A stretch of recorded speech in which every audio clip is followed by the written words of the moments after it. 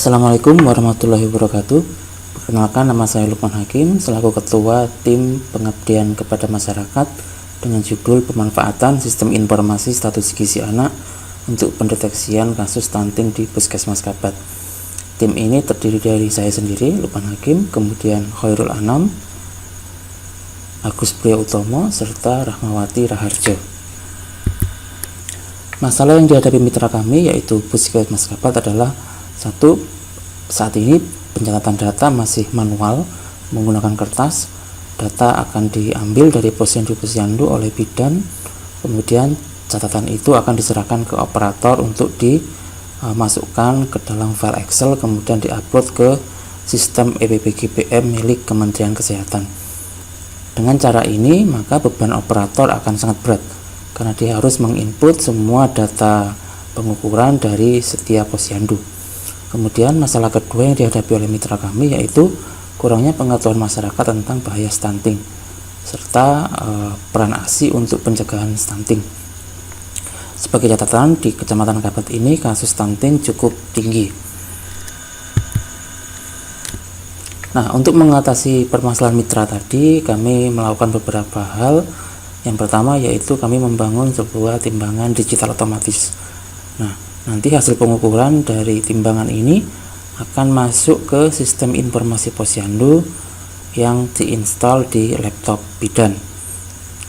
Nanti data pengukuran tersebut otomatis masuk ke sistem informasi posyandu, kemudian dari sistem informasi posyandu tersebut data dapat diekspor ke dalam bentuk Excel dengan format tertentu sesuai yang ditentukan oleh EPPGPM. Jadi nanti setelah selesai pengukuran, outputnya langsung berupa file Excel yang dapat diserahkan ke operator.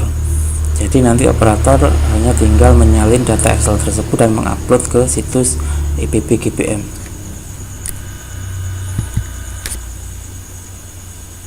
Timbangan digital tersebut menggunakan 4 buah sensor berat yang dipasang seperti di gambar berikut. Setiap kali ada beban,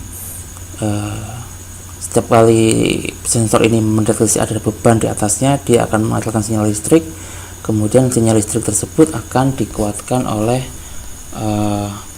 amplifier HX711 untuk kemudian dijadikan input ke microcontroller.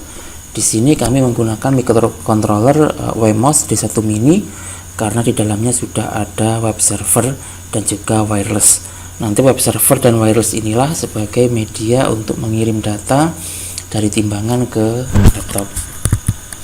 Ini adalah contoh tampilan dari sistem informasi posyandu yang kami bangun. Ini adalah tampilan saat menginput data pengukuran baik berat badan maupun tinggi badan. Di sini data dapat ditulis manual di dalam form isian atau juga bisa diambil dari sensor. Jadi misal di posyandunya tidak atau saat alatnya rusak, misal alat timbangannya rusak, maka dapat diisi manual di sini. Kemudian tanggal ukur akan otomatis menyesuaikan dengan tanggal pengukuran. Kemudian usia juga akan otomatis menyesuaikan dengan usia bayi dalam bentuk bulan. Kemudian juga di sini ada pilihan untuk pengukuran berat apakah tidur atau berdiri. Kemudian ini adalah contoh grafik pertumbuhan anak. Grafik ini sudah sesuai dengan standar WHO. Jadi kami menyusun ini dengan memperhatikan standar antropometri dari WHO maupun Kementerian Kesehatan. Nanti jika pertumbuhan anak di bawah garis SD0 di sini atau median, maka anak tersebut beresiko stunting.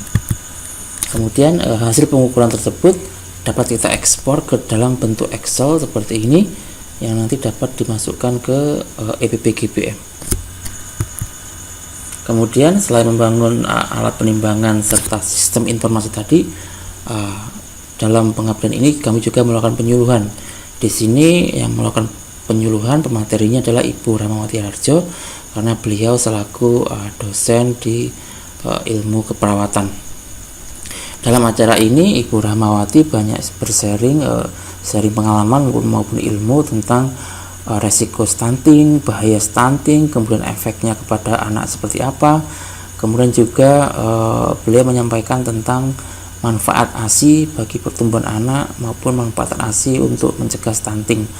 Dari dialog tersebut, antusiasme warga sangat tinggi untuk mempertanyakan beberapa hal, juga termasuk mitos-mitos yang ada di masyarakat. Misal, apakah jika si ibu makan pedas akan berefek ke anak atau tidak. Nah, itu pertanyaan seperti itu banyak diajukan.